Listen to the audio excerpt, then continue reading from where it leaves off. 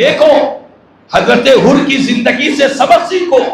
وہ لوگ جو دنیا میں اس حالت میں زندگی گزار رہے ہیں کہ ایک طرف گناہوں کا بازار ہے، ایک طرف انسان کو دنیا پکار رہی ہے، دنیا غفلت میں ڈال رہی ہے.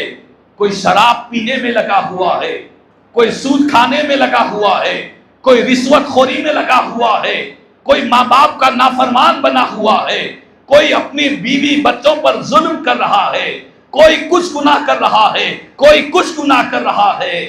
ایسے ماحول میں اللہ نے ہر انسان کے سینے میں، ہر مومن کے سینے میں اللہ نے ایک ضمیر کو پیدا کیا ہے، ایک ضمیر کو پیدا کیا ہے.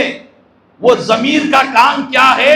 وہ ضمیر انسان کو گناہ کے وقت روکتا ہے، ٹوکتا ہے کہ اے انسان، اے بندے خدا، تو یہ غلط کام کر رہا ہے، یہ تیری نافرمانی ہے، یہ دوزخ کا راستہ ہے. انسان کے دل کا ضمیر اسے جھنجھوڑتا ہے، اسے روکتا ہے اس غلط کام سے بچنے کے لیے، اس گناہ والی زندگی سے بچانے کے لیے.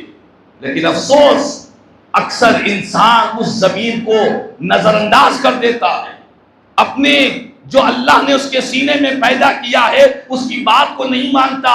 انسان کیا کرتا ہے؟ انسان اپنی غفلت والی زندگی گزارتا ہے.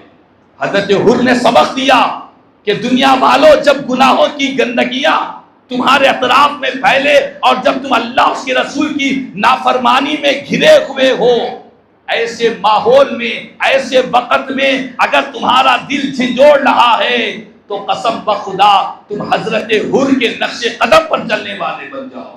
گناہوں کی زندگی کو اپنی زندگی سے دور کرو اور امام علی مقام کے قافلے حسینی میں شریک ہو جاؤ.